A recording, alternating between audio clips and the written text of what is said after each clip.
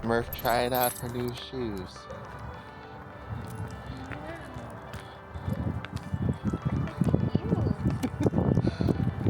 Oh, we lost one.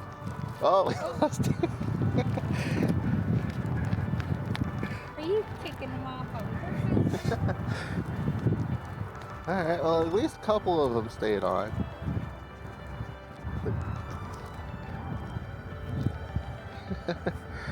Alright, at least.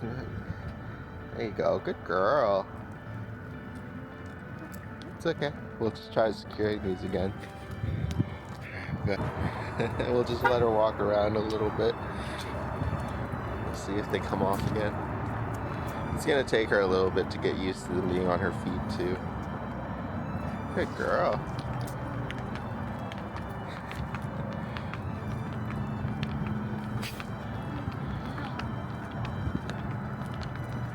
I can see the left front one going already.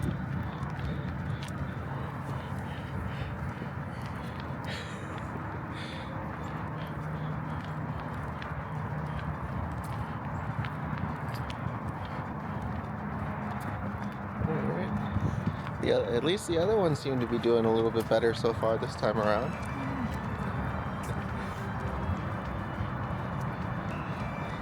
Good thing is that with this kind of thing, the more often that you do it, and if you do it regularly before every walk, the easier it gets for both the parent and the pup. Hopefully you won't need it too often, but especially come winter time, I think this would be really good for her anyways. And then summertime too, when the asphalt and stuff is pretty hot, but you want to usually try to keep them on the sidewalk or grass anyways. But you do want to try to walk her more on like harder surfaces so that way she can develop those calluses. It's weird, the balls of her feet are really soft. Yeah, because she is used to just walking like either on the grass or just on the sidewalk. Yeah. Alright, there you go. Here, I'll hold her so we can put on the last one. and then maybe we'll go for the rest of it. Oh, it's okay, boo boo.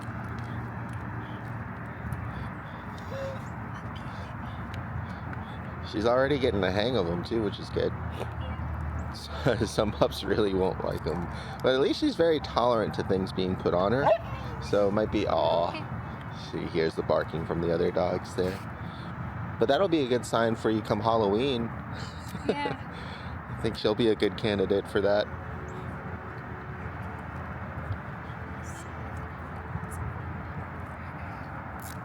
Every pup is different. My old dog Sasha, who was a husky, she would not even let you put anything on her. She would just take it right off. Oh, can't go that way. Go ahead and try to call her back to you. Very good. Good job. Yeah. Very good. Well, we'll grab some treats and we'll just start off with some of her recall practice. We'll just swing back around that way. Hopefully the boots hold out, but it looks like it's good. Oh my goodness, there's a person. Yep, go ahead and call her to you. Good, there you go. Good.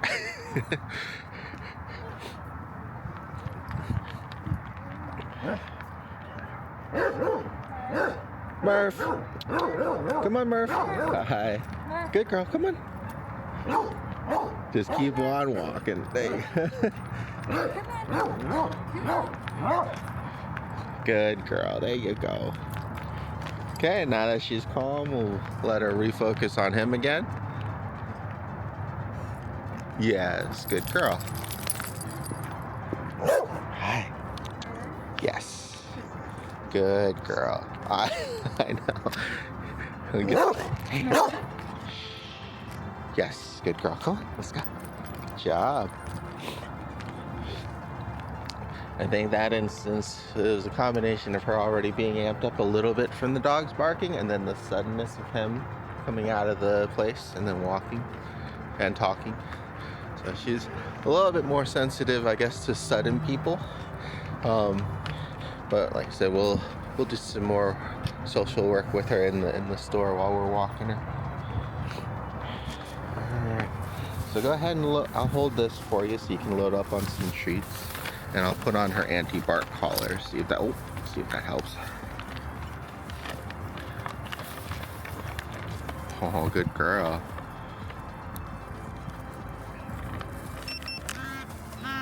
That's just on beep. Good girl. And then I'll show you how to put on her muzzle too, or her head halter.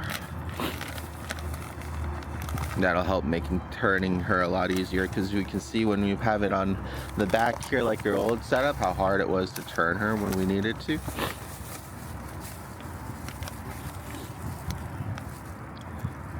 Oh, I know, it's okay.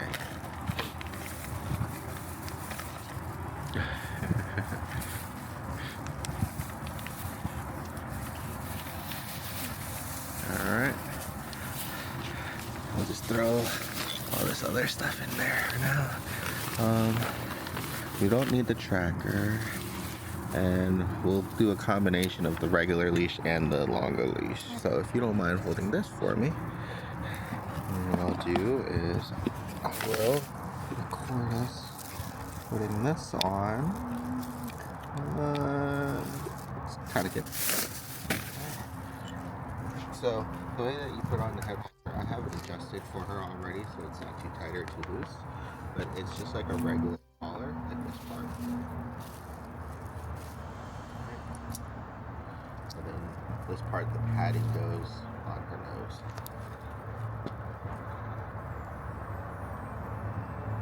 Good girl. Just like that. And then what I've been doing is I've been putting this down here with it. And that helps to turn.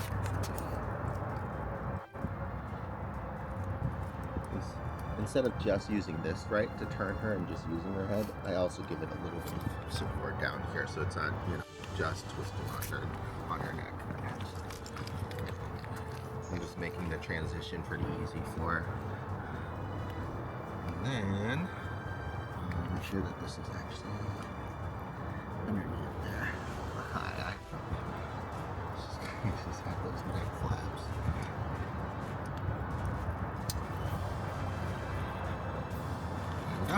Alright. Go for a little walk around the neighborhood, and when she gets too far, and then just go ahead and practice some. Oh, I messed up the camera. Okay. And then we'll just practice some recall, and then we'll go and switch her to the short leash, and I'll follow you to like the lows, and we'll work inside a little bit for social skills and meeting strange gentlemen and seeing loud noises and stuff. And we'll be able to take her boots off when when we go into the store too, to give her a little break. But this will also give her a chance to get used to the boots.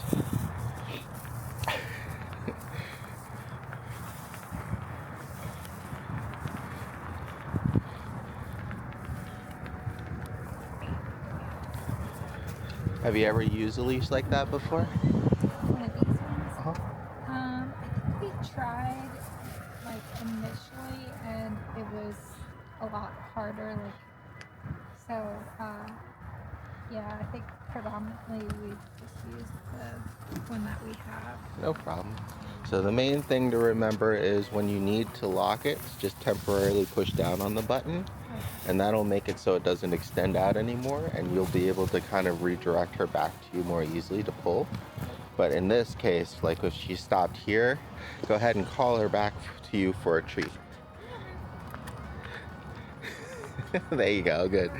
Especially with her head halter on, we want to try not to kind of pull her around anymore. We want her to kind of just follow us, and then we'll give her a reward. So that way, the only time that there's tension on the head halter is when she's pulling, she's pulling us pretty much per se. She might go a little bit slower anyways because she's getting used to the boots, but this will still give you a good opportunity to practice recalling her catch up. Oh, there you go. Right, so there's the beep. Now try to get her to focus on you so she can calm down. Go ahead and lock the button. There you go. Good. Try to get her attention again. There you go. Good. All right, there you go. Okay, so just like with the beep on the trail to help interrupt her behavior, you can kind of see how it helped there. It's just still going to be up to us to redirect her and follow through with it afterwards. So all it does is just beep when she starts to bark, and that helps to kind of disrupt that like train of thought. And then what we do afterwards is going to be the important part. Oh, this will be good too because we have a guy coming. So try to get her attention before she barks at him and go this way. There you go. Good. Much better. Good. Almost.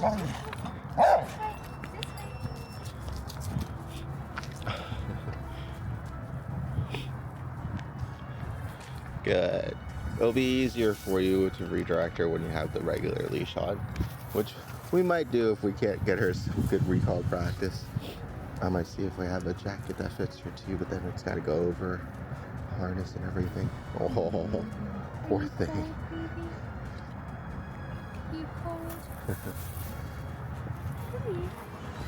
Good girl. Good girl. There you go. I know. Good girl.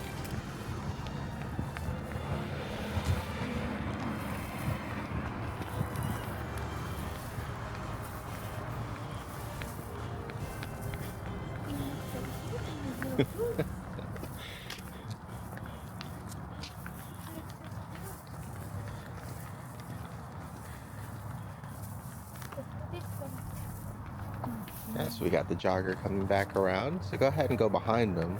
See if she can see him and then redirect. Good girl. That's better. Good. Try to keep her focus on you. Very good. Much better. Good. Good. So that'll be the thing that you guys will have to practice the most is just being a little bit more preemptive and assertive, right? Because the more that you kind of ease into things, the more that time is going to pass and she's going to get more excited. So you almost want to be just a little bit faster, a little bit more abrupt to kind of keep her from overreacting.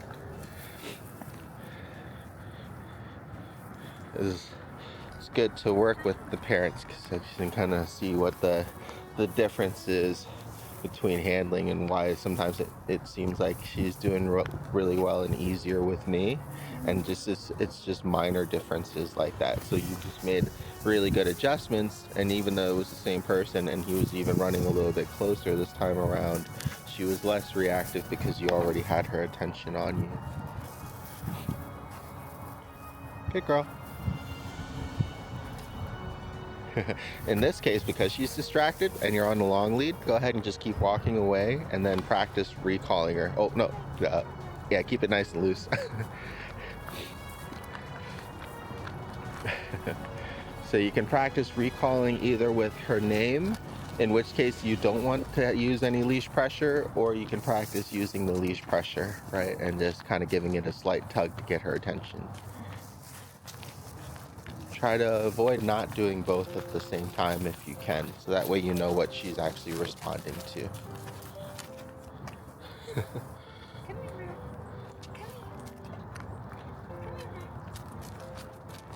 Good, and you got some more gentlemen there, right? Good. Very good. Oh.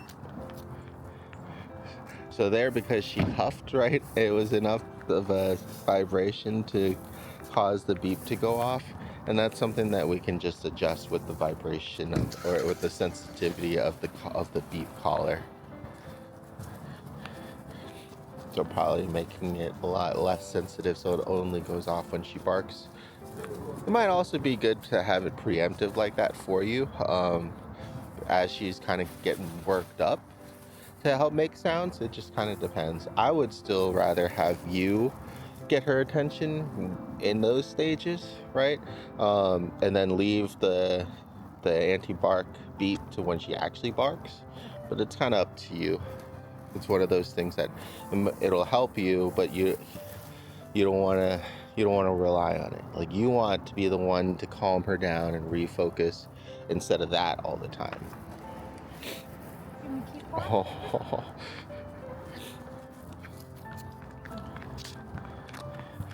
We'll just do a block around this thing, and then we'll give her a break, and we'll go work inside. And it'll be a little bit warmer. But she's already doing really well with the boots. It's still a little awkward, but not too bad. She hasn't kicked them off or anything now, too. There we go.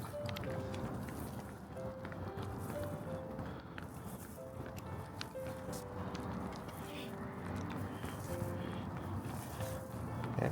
So when she does get distracted and wants to go out and smell things, go ahead and drop back and let her, so that way you can practice recalling her from a distance, or when she's distracted with her nose.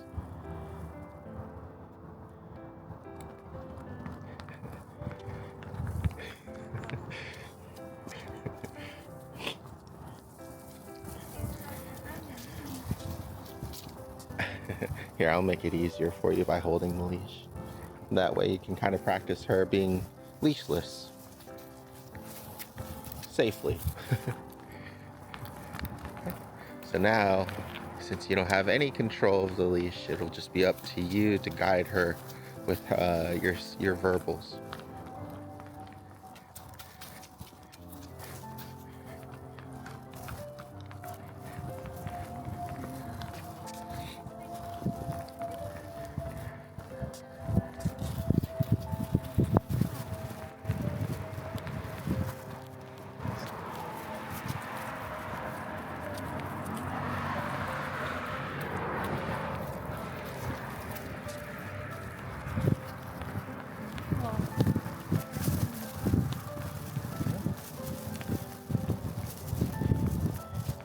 Okay, so she's good. Very good. There you go. Good recovery. And it's one of those times where she just might be going to go and smell things. So go ahead and keep walking, and then try to call her back if she doesn't catch up to you.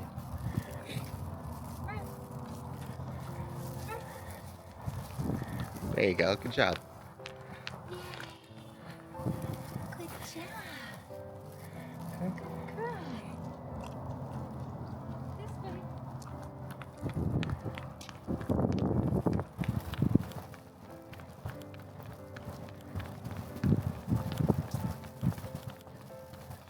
It's a very good free walk that she has going on right now, right? So she's just kind of following you, and then when she gets distracted by her nose, you just kind of call her, and she comes back, and you give her the praise and the reward. You're good to go.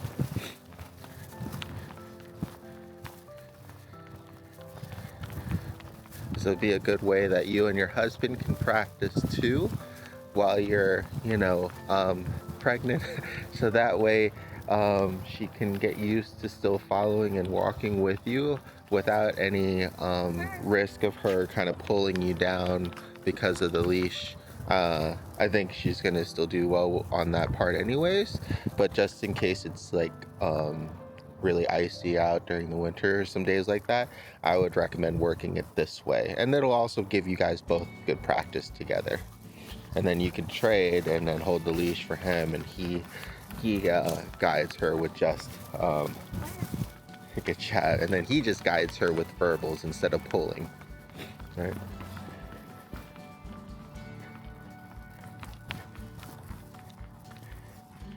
I think she's I think she might be done with the boots. We're almost back.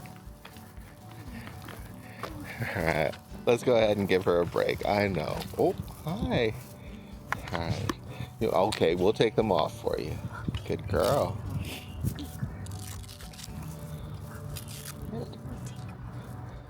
And especially at first, it's going to be that good practice between having them on and protecting her feet and getting her used to them, and actually taking them off, letting her actually develop some of those calluses and walk on some harder and different surfaces, so her feet naturally get tougher too, right?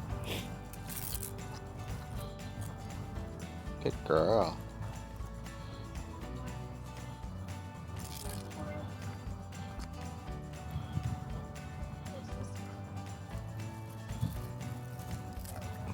You're definitely lucky. She's been a better candidate for these things than some other pups for sure.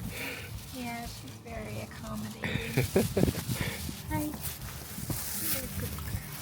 And you can see if you're paying attention to her there, like, it's like, okay, maybe it's time to give her a break from them, and she starts bugging him. All right. Hey, girl. There you go. All right. And what we'll do is we'll just walk back to your car, and I'll have you follow me, and we'll go up to the store, and we'll switch her on to the regular leash.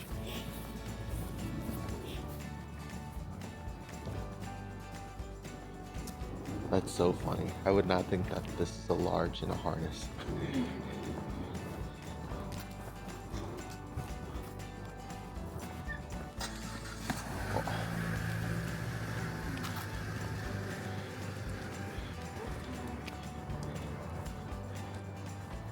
She's pretty much just following you perfectly. I haven't given her any, I'll show you back here on the camera. The leash has been unlocked and free for her to kind of go wherever, at least 16 feet out. She's just been following you. Oh, I spoke too soon. There you go.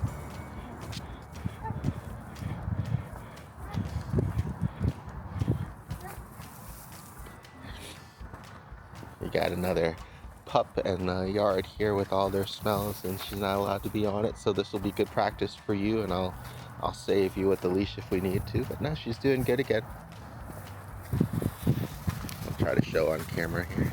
It's unlocked, and she is just following her all on her own. And she's doing good.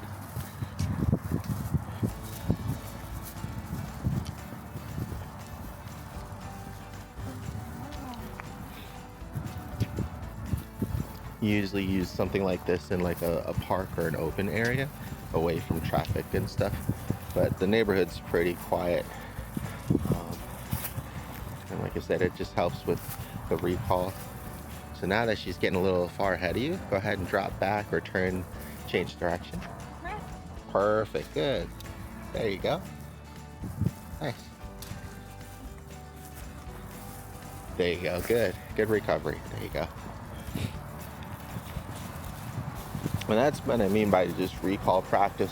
It doesn't always have to be super far, but so long as she's far enough away from you that you can, practice her calling you back to her, and so long as she's distracted by something, and going the wrong way, it's going to be really good practice for her. All right. Yeah. There you go. So especially with this setup, if you had like a closer traffic lead, I would probably put my hand down there, so that way, or hold it up more, so that way it doesn't get tangled up between her legs. Or we could do this. Okay.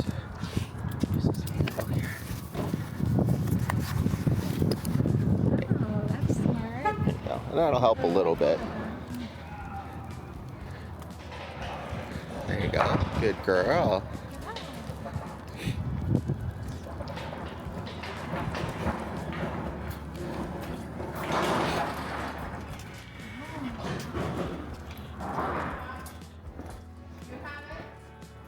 Very good.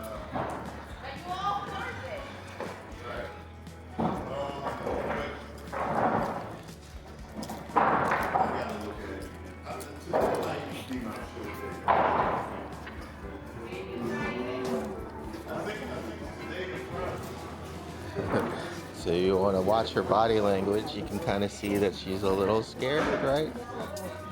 So maybe finding a way to get her attention and calm her down. There you go. Good listen. Oh, that's another way that you can tell if she's a little bit too distracted or stressed for treats. But this is fine. At least she was interested in smelling and seeing people. So we'll just go nice and slow. Probably take like one lap around and then one lap outside to give her a little bit of a break.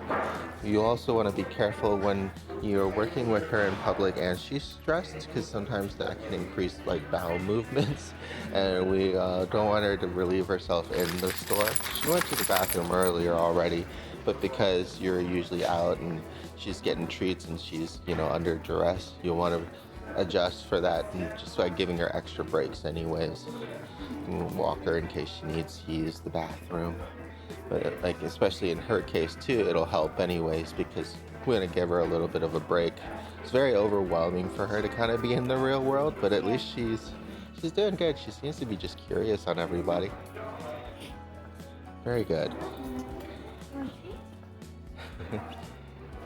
Luckily, she's like small and cute and friendly, but a good rule of thumb is I don't want dogs to go and approach people, right? It's good that she's interested, but if I'd rather have her like look at somebody and then look at me for advice, for like permission first. So try to keep that in mind as well, just because some people might not like pups and everything. But if anybody seems interested and wants to say hi, then definitely take advantage of that to help build her confidence. You know, let her meet strangers, give them treats, especially guys, it seems. Yes. These department stores are usually really good about that, as well as like pet stores. They'll always have people that love dogs. Alright, so we'll go ahead and, well, I guess we can keep going. We'll go out the garden side.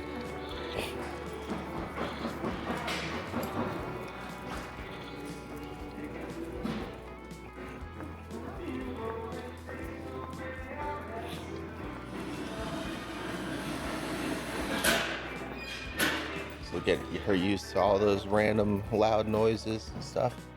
And this is another way you can get her used to the automatic doors too, without having to freeze yourself off in the winter time. So if she gets startled by it, you might have to do it a couple times so that way she can start getting used to it. Oh no, she's good. Hi, how you doing? Okay, and then you just want to be careful too that you're not in anybody's way while working. Yeah, Thank you. Good girl. I guess they closed it off, so we'll have to go back the other way. That's okay though.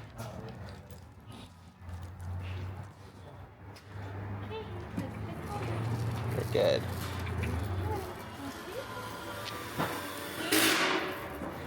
Right, so there. Good girl. So usually what I would do when we find something that startles or scares her is get farther away from it. So that way the sounds and everything is less intense, but then she can maybe look at it. She can look at it and kind of get used to it. Kind of like a construction site. This is kind of perfect situation here. So we'll get her on this side and then we'll let her kind of take a look at them to see what's going on. And then you'll just kind of really want to gauge to see how she's doing. If it's still too much and she's kind of panicking, then go ahead and move further away. But if she's kind of able to calm down and adjust a little bit, good girl, then I would let her hang out in this spot.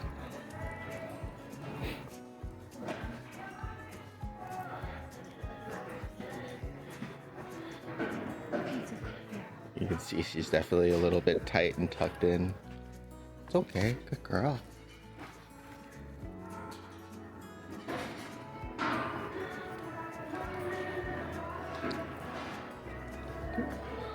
Good. Very good, good. So that time she was looking, she heard the noise, it didn't startle her. That's good. So let's go ahead and walk back through that way again. We'll do it a little bit closer. Good.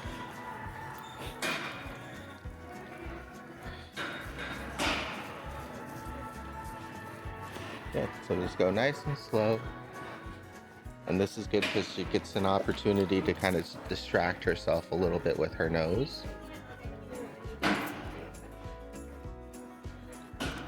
There you go. So that's the breaking point, right? So let's move further away again.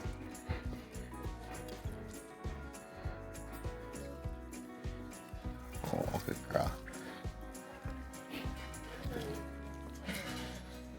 So then I'd probably hang out around here for a bit, let her get adjusted.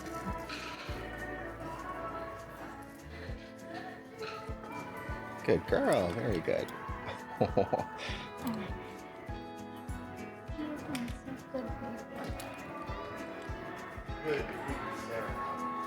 Good, there you go. So it's good that she's just kind of exploring a little bit, checking out other things.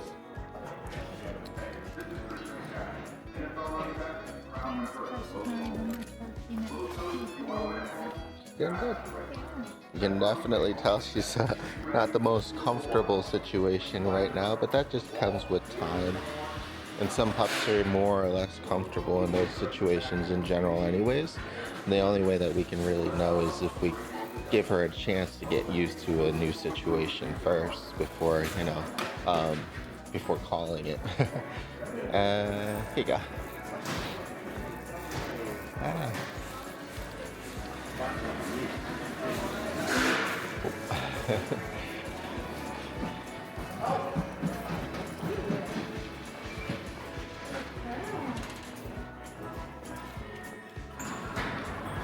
There we go.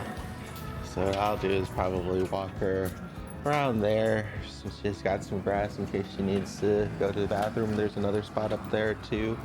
But just give her a little bit of a break from all the people and all the noises and things like that. And then take a look at her, see if she's actually relaxing a bit or not.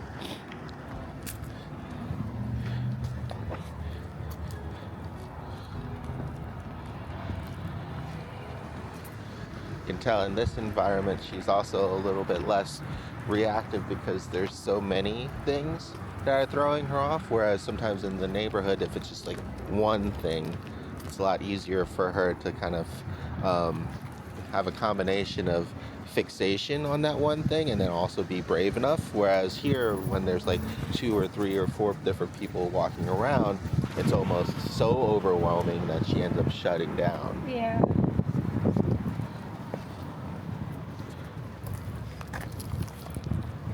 Well, it used to be part of why like she hasn't had a lot of practices. It seemed like she was just so overwhelmed. Like even just when we'd have her in the car with us, she'd be automatically like anxious before even getting out of the car. She'd just be barking.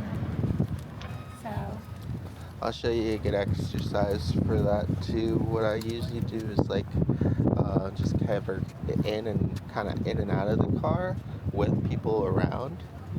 So that way, if you're totally in the car and she starts barking, you can take her out of the car, let her like see the people and calm down, and then put her back in the car so she can see the people in the car but not bark. A little ping pong. Places like Walmart and Target are great for that because they'll have people walking all the time. yeah. And just the hardest part is just trying to find a really good front spot and then just kind of occupying that for a while.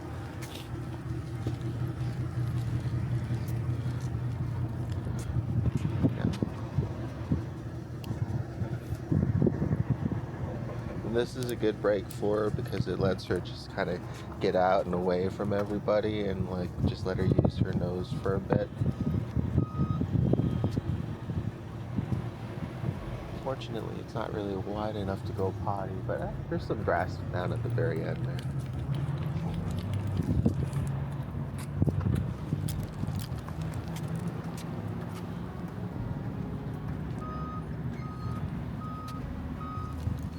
Very sensitive to the sound. Mm-hmm. Yeah, even like in the house, like if the garbage truck is coming, like sometimes that noise would bother her, or like even just if someone honked their horn from their car. And the way that I can get pups used to that a little bit at home is by always playing background things in the boarding room. Like I'll always have like traffic sounds would be actually a good one for the playlist. Mm-hmm. City noise is another one. If you have a subwoofer, that helps because of the rumble and the ambience, and like they actually feel it a little bit more, especially like when it comes to lightning and fireworks. It makes it more realistic for them. The good part about that is you can control the volume, right? So get it so it's low enough that it's barely noticeable, kind of like we move further away. And then once they're comfortable and not overreacting or seem scared, then slowly start to turn it up. And so then they get used to traffic noises all day, and it's almost like they live in New York. Yeah, that makes sense. Mm-hmm. It just takes a lot of gentle exposure into it in the beginning, and then just always just building it up. All right, well, it doesn't seem like she needs to use the bathroom, so we'll head back in. We'll try to do another lap out, and then if you have time, we'll try to go down to the PetSmart and we'll do a lap around there. Hopefully she'll see a pup or two. There you go.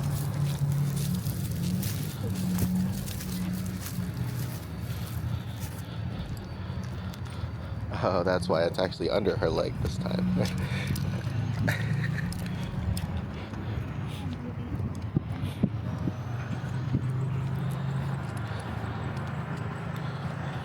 Something that'll help too, if you don't mind holding this for me. Yeah. This is making a loop where your hand would be, and I then don't know having. if I pressed something because it reversed onto me. Oh, no problem. 1, 2, 3. There you go. And then rebalance. Okay. Sorry. Yeah, no, it's okay. So, something else that you could do to make your own traffic handle is when you have her at a good heel position next to you, right? That you're going to be comfortable with on your side. Is just kind of mark that and then tie a knot down here, right? So then you'll have 2 handles, one down here and one here. Ah. So I'll try doing that with you if you want to just hold the leash about, how you would normally hold it, nice and loose. And then you said just go So go ahead and hold it where you would, and it's still nice and loose. And she's next to you, so right there is where your hand's going to be, right? Okay. So now we're going to try to tie a knot like right there.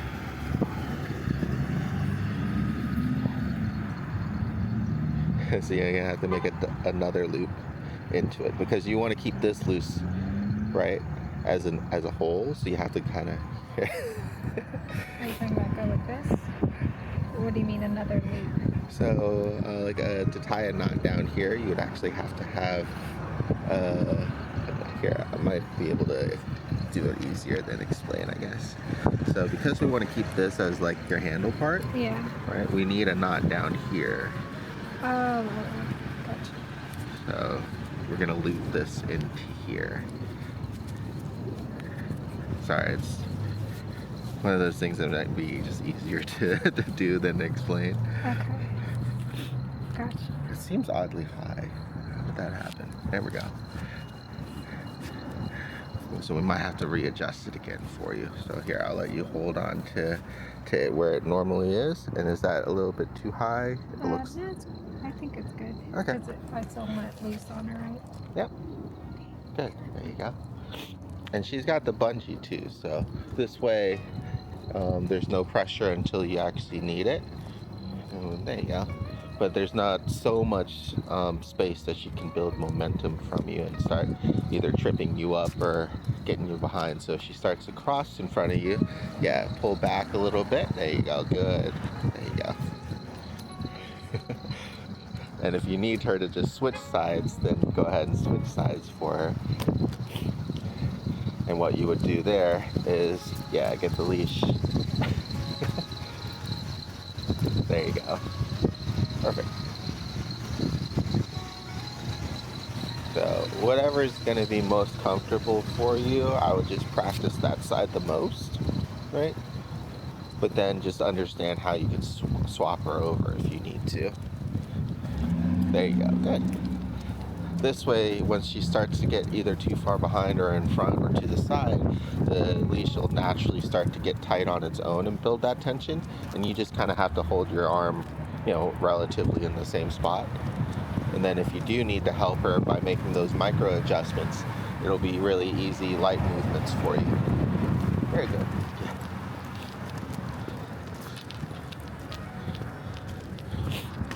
Very good. There you go. And then this goes back into that exercise when we're turning, right? Both inside and outside turns. This will make it easier because she's going to be closer to you. All right. Good girl.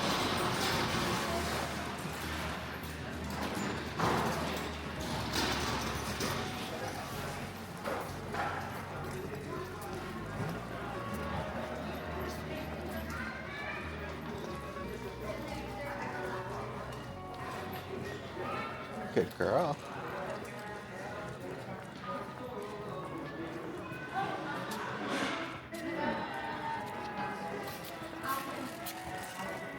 Good.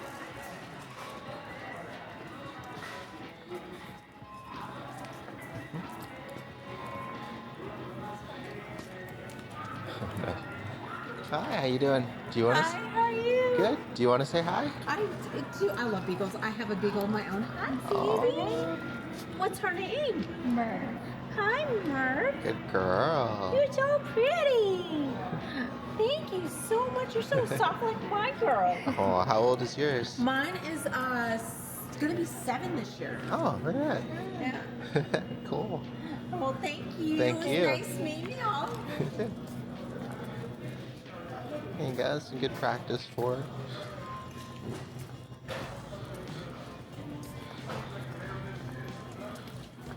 There you go. And if you feel like you need to practice warming up with her and your walking drills because she's starting to lead you too much, then start practicing guiding her more. Like I would use this as a slalom and just start guiding her more and walking where you want to go and making her kind of focus on you. Because right now she's like really focused on everything else that's going around. So giving her some guidance and some direction may also help her to relax too, because then she's going to be focused on you.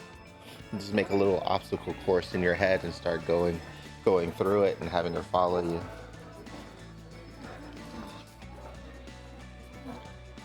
Good girl, there you go.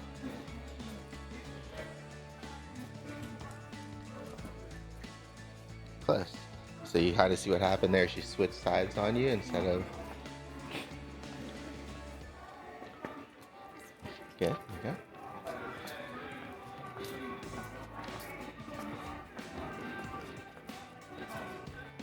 There you go. And then turn into... Okay. Good. And go ahead and do an inside and outside practice turn since you have all this open space. And she has a distraction there too. Good. Good. So outside turn. Perfect. Okay. So that was, and then inside is when she's... You pivot around her. If you want, I can show you again too. Yeah, I just forgot for some reason. No problem. The inside turns. All right. So since she's already that far out, I'll do an outside turn. Good girl. All right. And then we'll get her tucked in. Good girl. And then I'll do an inside turn. Yes, good girl. There we go.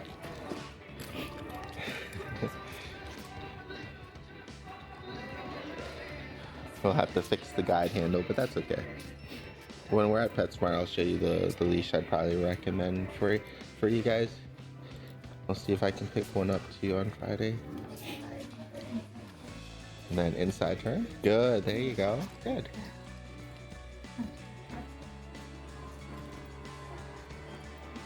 Very good, there you go. Good. Coming back to you? Yeah. For some reason, I twisted. I was like, what's It's just practice. This was one of those things when you start doing it every day, it's almost like second nature, but if you don't do it for a while, it can be a little awkward.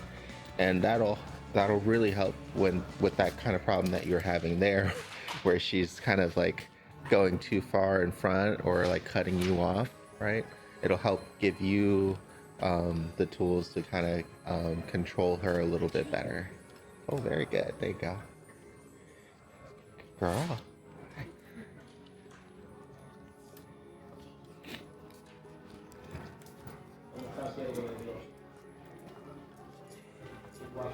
Good, look at that. There we go.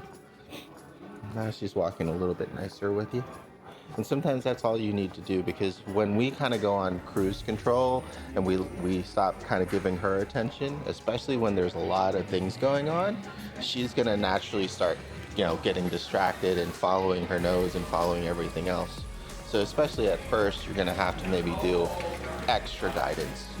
If you start noticing that she's drifting and pulling and getting, a little, just to have to help her warm up a little bit.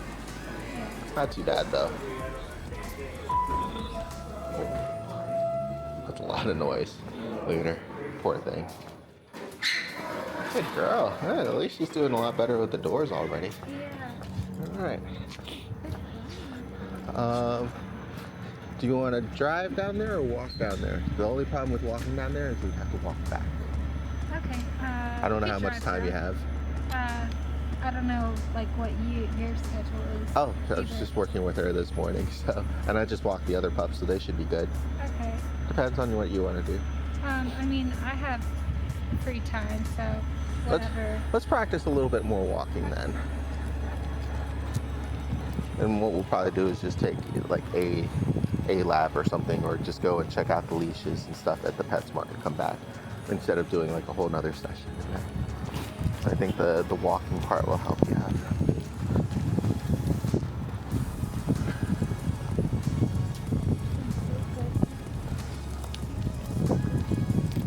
Yeah, good job. Good. Yeah.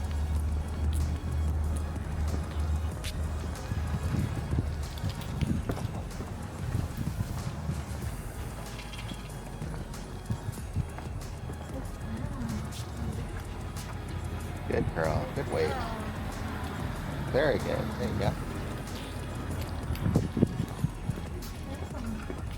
We're not going into there. We're going in different. And you can see that because this harness doesn't fit properly, it's got a little bit of that extra space, right, when you pull. Ideally, and maybe we could do that too, ideally you'll want to find one that fits nice and snug on her, so the only thing that is pulling is the part that should, right? Because it's usually not too, oh, careful, it's not too much of a problem, but you want to avoid chafing when material is kind of going back and forth constantly like that. And she should be okay.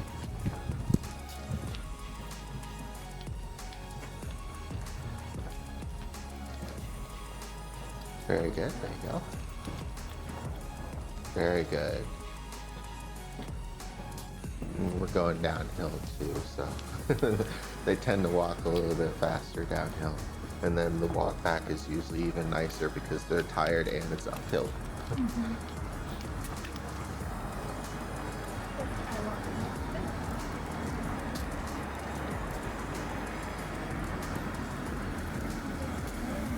Yeah. And what I'll do, like during the video, is kind of anticipate where she's gonna want to be, right? And then I make it easier by setting her up on that side.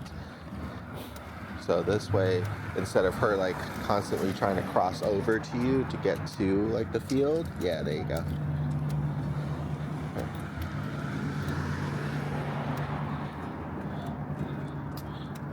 She's not even interested this time. But that's also a trick that can help you out too, especially when you're out in public. If you want to keep her away from traffic, make sure you put yourself on the in between her and the traffic, right?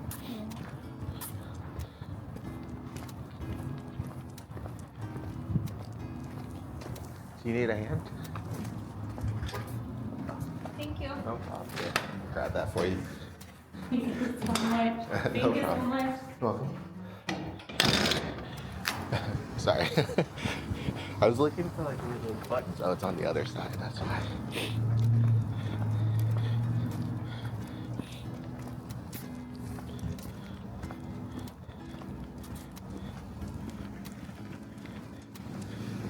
Has she tried? Well, I guess it would depend on how you feed the other dogs, but like she hasn't tried to steal other dogs' food or. No. Okay. I said the only time that I have food around is when I want to practice, and it's like treat sharing time, like everybody takes a turn and they sit and wait for their treats, or if it's feeding time, everybody's separated either in crates or the playpen.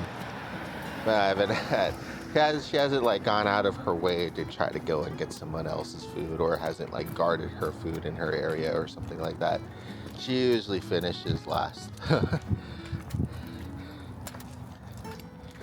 Girl. So you can see here she's a little bit more relaxed, right, than being in the store itself, but she's still a little bit wary also.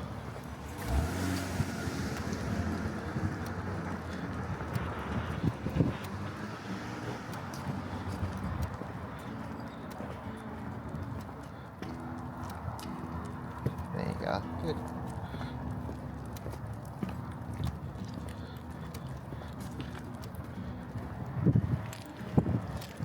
Very good. And what I do while I'm out just to practice with the walking and redirecting is use like the environment. Like you used to have all these pillars and stuff. I'll just do like circles around them or figure eights just to kind of break up the whole straight line thing. But if you're practicing straight line, then you get a lot of that micromanagement practice too. And just something to be aware of. Good girl. Oh, we gotta go. Come.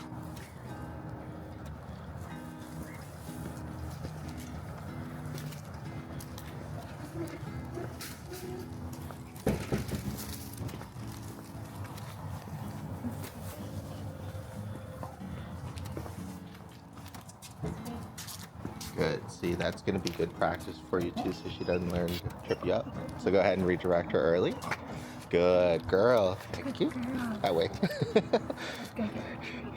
That was good though.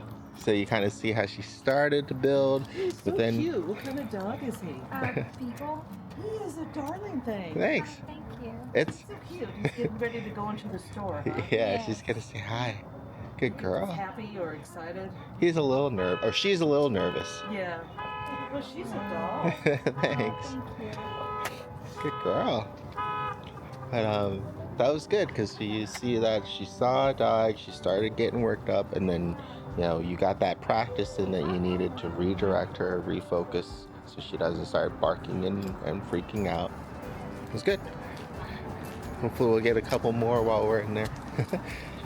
Sometimes it's even easier in the store because even though you have less space, you can kind of use aisles, right, to get out of line of sight. And sometimes too, like what I've been mostly doing with her that's been successful is just closing the gap really quickly. It's like, oh hi, is your dog friendly? Do they want to meet? And then just let her go, because that's by far the easiest and the best thing that she's done so far. So we'll go and we'll check out some harnesses for her. Let's see if we run into any more pups. How is the treat supply bag? Good. Okay. I'll probably have to get some more tomorrow or Friday. So this will be good. So she sees the pup, right? Good girl. Oh. Try to get her back over here. There you go. Hi. You see the doggo? Good girl. Oh, no. She doesn't even care at all now. Very good. Good girl. Yeah, there you go. Cool. Alright. So what we could do here is we can do some sizing and some options for you, because like I said, unless you want the utility and stuff of having either the patches for training or the poo bag and stuff like that, you can go with that.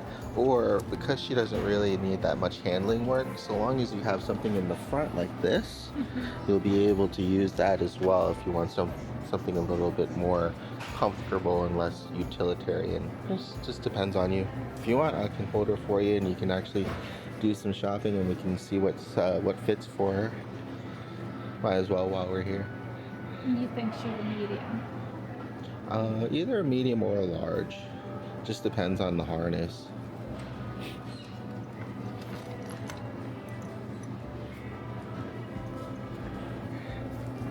nice. What do you think, huh? Pretty color. Good girl. And what we'll do is go ahead and unclip this from her harness and just leave it on the neck part. There you go. And then that way we can take off the harness.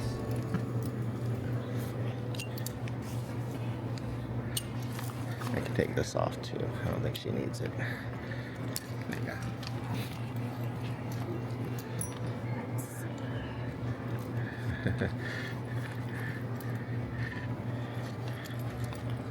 Good girl. Then you might have to thread that through for me. Thank you. Alright. Good girl. Tails down again.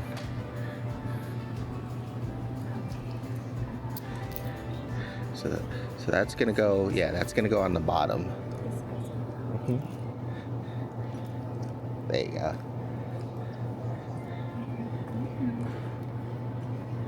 Perfect.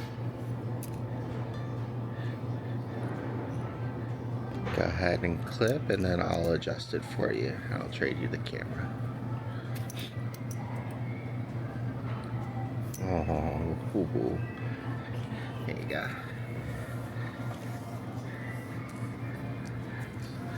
So now what we'll do is we'll take this. We'll just put it back here for now. I'll just have you hold her while I adjust it. Put the camera down. So what we're looking for, all this accuracies, all this.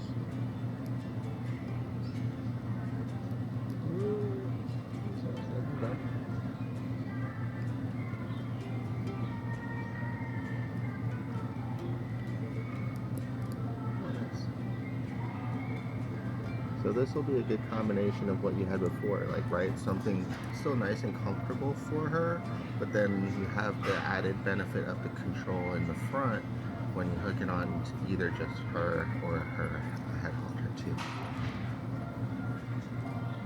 A little bit better. Make it a little bit better, but that's okay for now. You have a little bit more room to grow. And then here, a lot more room.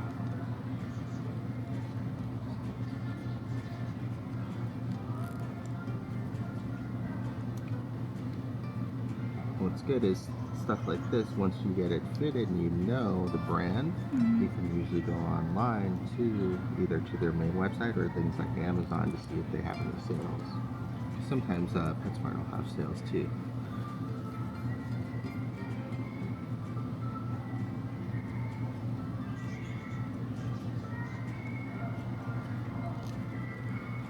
Probably doing one side too much because we want to make sure it's balanced. I might have to end up loosening. Yeah, I just thought about that. Let's do a little bit more.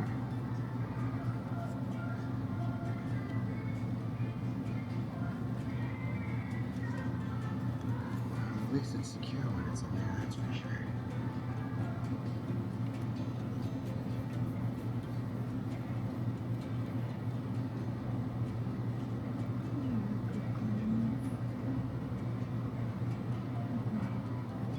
Doing good. Normally I would take this off to adjust, but she's doing okay. A little bit more on this side.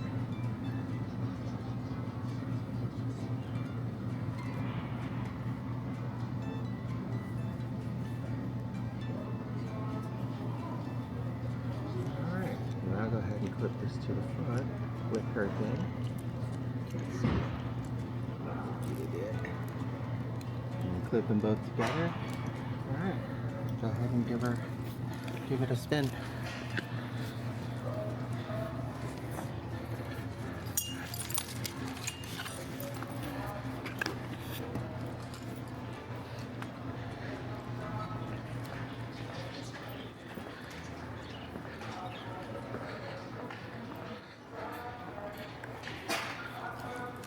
Hi, how you doing? Do you want to say hi? Oh. Good girl.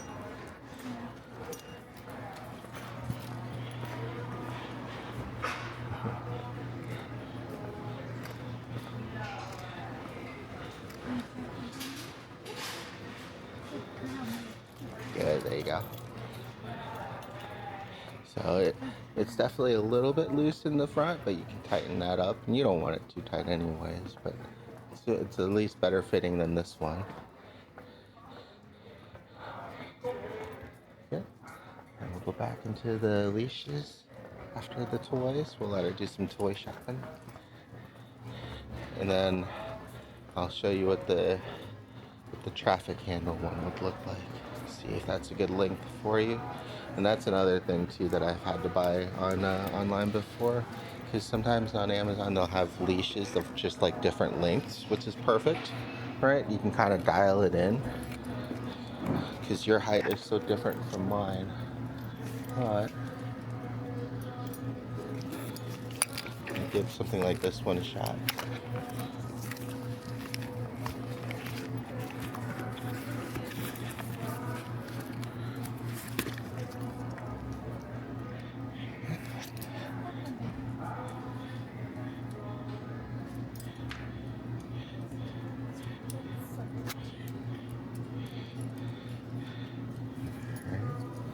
There you go. And so you have a regular bungee lead. So that way, if she's far from you, you can kind of tether her back a little bit. There you go. Very good. Oh, the camera's messed up. Good. And then do a long recall like that again. Very good. Good. And then try the traffic leash to see if that's a good length for you or too short. Right? Yeah. So what I would end up doing is clipping that onto her back. See if that works.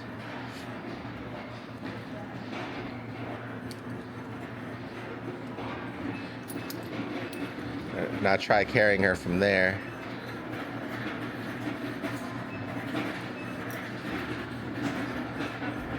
Yeah.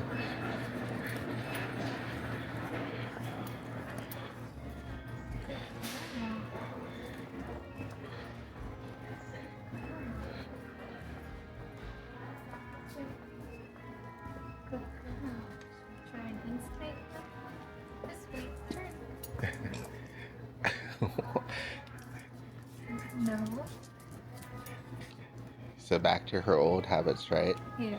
Yeah, that's something that, like I said, you have to try to learn to avoid. And what we could do is we can make this front one longer by adding my bungee.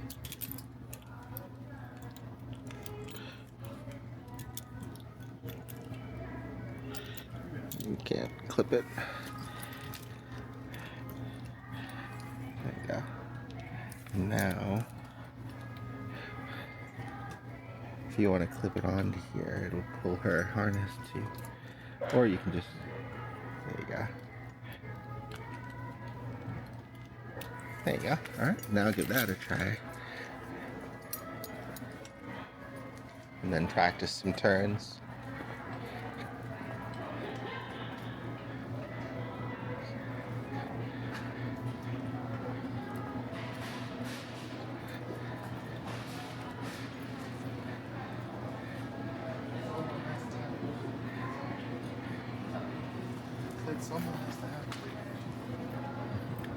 Okay.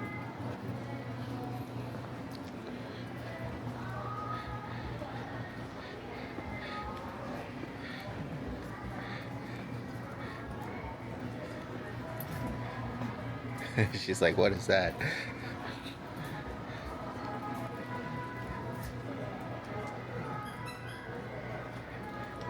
There you go, good.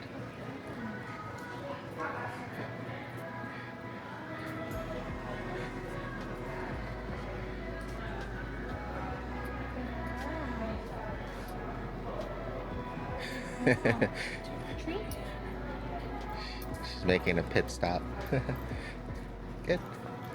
Hi. Good stop. Good job. Hi. Finding everything okay? Yeah, thank you. Okay. And then the last thing you can do, like I said, in case you need even more control, is unclip that part. So now you're just doing it by the head halter.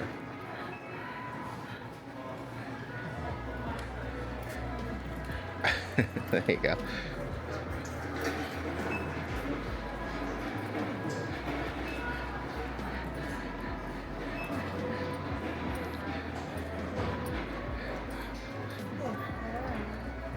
You can really see like how much less resistance she's able to give now as opposed to when it was all the way on her back. Very good.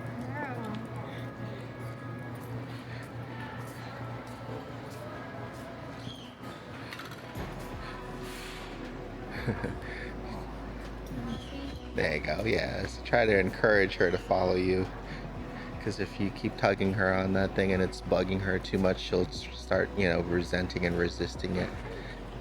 There you go. Good.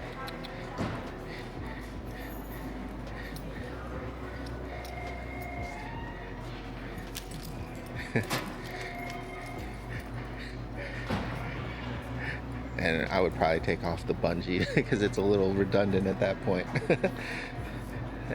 There you go. Murph. Murph. Good girl. Come on. There you go. Alright.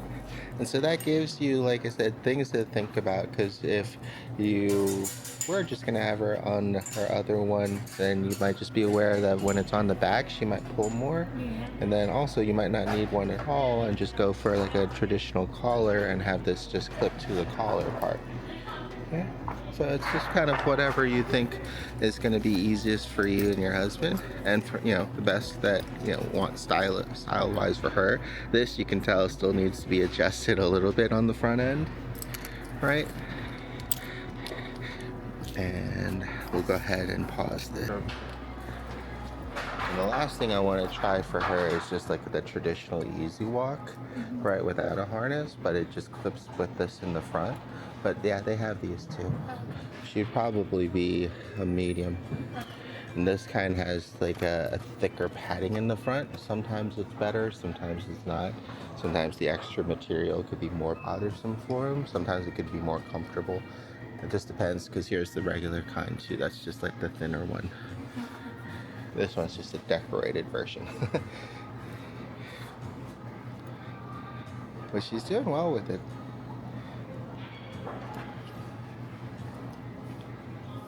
So this is the same thing as Yep. this one? Mhm. Okay. There's just different sizes. That one's Okay. large. Gotcha. And I think it's the same brand too. Oh no, that's Pet Safe. Yeah, no, same brand, just But different it's the same- packaging. okay. And you can always, like I said, it's definitely one of those things where you can go online to like Amazon and get like custom ones, especially when you're gonna have it on her a lot. You can have something a little bit more fashionable or girly. Yeah. 'Cause she gets mistaken for a guy a Yes, lot. yes, That might help. What I've done before too to help with kind of glamming up pitties and stuff like that is like those little flowers and stuff. You'd be amazed at how just like little things like that can make a big difference, especially in everyone's perception. Turns sometimes a scary dog into a cute scary dog. And luckily she's not like kind of barking and scaring people anymore too, which is good. Not most of the time, at least. Oh, she might be getting she might be getting a little bit too done with the session here. We'll go ahead and head out and give her a break.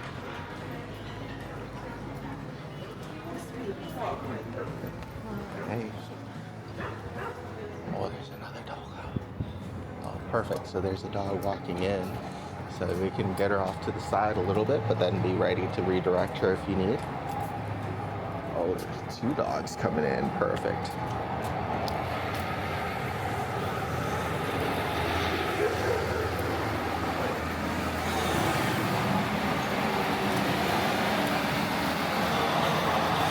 Hopefully this truck doesn't block all of them.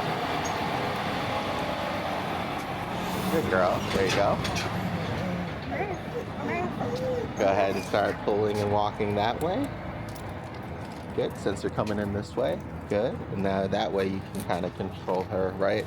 So keep an eye on her. If she's doing good, let her hang out and face them. Good girl. But then if she starts to panic or starts to bark or be too excited, then redirect back. Good girl. Oh, I know. It's okay. Yeah, you're doing good. What do you think, huh? Good girl. Oh. Oh. Good girl. And that's understandable because she really, it does just want to meet them, but we just don't want her to pull and, pull mom and bark and stuff to do it. So you know, the crying and everything I wouldn't correct. You know, I would definitely be at more comfort at that point, you know. And if possible, it seems like a lot less people are interested in socializing, unfortunately. But if possible, you know, be like, hey, does your pup want to meet? Yeah, part of the problem that we've had, like even just with trying to get her to socialize, is like when we take her for walks and there are other dogs, like we'll say, because she was barking, we'll say she's friendly, she's excited, she wants to just say hi, but they would be like very hesitant. They're like, are you sure? Like, Yeah. At least now it should be a little bit easier when she's not like panicking. yeah. Good girl. Yeah. I think she did really good again today. Like you said, a little bit triggered in the beginning with the runner, but that's kind of understandable. And then she was able to recover with you, so that was good practice. And then you tell it's gonna take a lot of time to get her used to being in a crowded place with people and sounds. So that's something I wouldn't rush, you know, but I wouldn't also go too long between working in between, right? Because if you don't take her out to those like crowded places or indoor venues and things like that for a long enough time, she'll end up kind of resetting. Right? But if you do at least get her used to going to like the farmer's market or the grocery store or something with you, or the outdoor mall or something with you every Sunday or something like that, it'll be easier for her to get acclimated to it again. Yeah, that's our goal. Is we want to be able to take her, you know, more places with us. Like even just if we wanted to eat outside, and without her being constantly triggered. Yeah, that could be a great place for the drop off for the pickup evaluation, I guess, is we'll go downtown to Fredericksburg. Hopefully the weather will be nice and the time will be okay, and we'll just do a walk down there in like a nice city environment and get some lunch and see how she does. That'll be good last practice for you guys.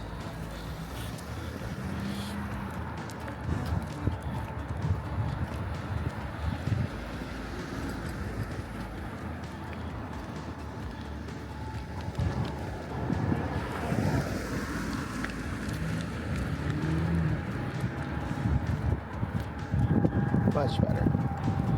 Yeah, you can always tell when she's almost kind of done with things. Yeah. She was definitely done with being in there. She was done with the shoes. And that's okay, you know, it's some of these things you want her to kind of take on to her own pace too, because if, you know, we try to just push her past that, then you could be ending up doing more damage than good, trying to force a situation, right? And it's good that she has breaks, but she did a pretty good job while she was in there. She was in there for a while.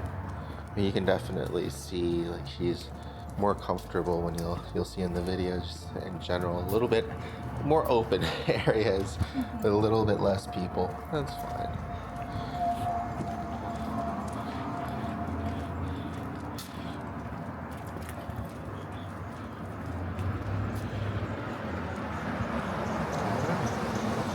Do you have any questions before we end the video? So if I don't want her like jumping up on the bed, because like sometimes she can kick me like when I'm sleeping. So if I want her to just kind of stay like in her bed, a lot of times like when I'll try to just fall asleep, get her off, try to like stay with her, calm her down, and then I'll get back in the bed. But it's almost like she knows when I fall asleep, and then she'll hop back up. What I could do is try to get her used to being in the crate with the door closed at night, so she has to stay in there to sleep. But what that would usually entail, and what you might have to continue doing at home, just because she might not be completely transitioned yet, right? And plus she'll probably be really excited to be back home with you guys, is, and I've done this with puppies too, is I'll put the crate right next to my bed, right? Sometimes I'll have to elevate it a little bit so it seems like they're right on there, like I'll put on like a coffee table or something. But that way they still feel like they're with me, Yeah. but they're not. And then from there, you can slowly put the crate back down on the floor, move the crate a foot away, move it a little bit more away, move it outside the door, just slowly like get your bedroom back. Yeah. But it just depends on the pup. I think, like I said, especially after long days, she's not even barking to come with me anymore upstairs for dinner, as opposed to when we first got her in there, she would almost like panic as soon as I would try to leave her downstairs. Yeah.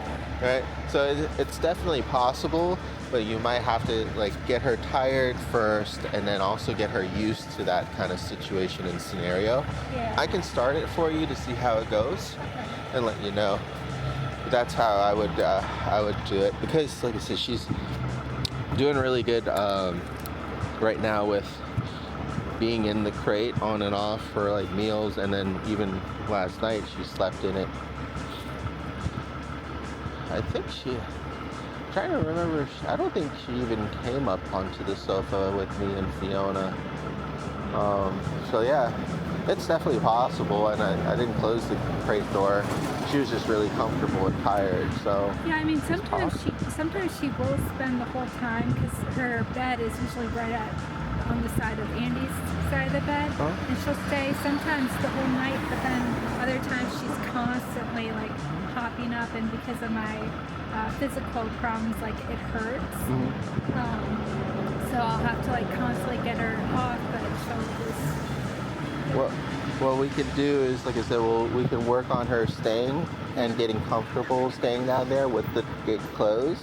But if like she barks too much and that's too panicky, then you can also work on correcting her when she comes up on the bed, either by doing like a vibration or like doing a loud sound or something to startle her, and then just being consistent about it, so whenever she does pop up, like a cat gun or something goes off. Yeah. And that would help to condition her to not jump up on the bed anymore too. What I'll do is I'll start on the pro side, and then if you guys are still having problems and everything after she comes back home, we can work on the corrective or negative side, just because I don't know if there's enough time for me to do both. Yeah. Yeah, I didn't know if you just had tips or anything like. Well, we might be able to have enough time. It just depends on how she is, and she's been doing well. We'll start with the positive conditioning, and I'll keep you updated on that. And if I think that you might need to throw in some negative, then we'll talk about it first. But luckily she's so sensitive to that. But it'll be one of those things that you'll end up hard conditioning, right?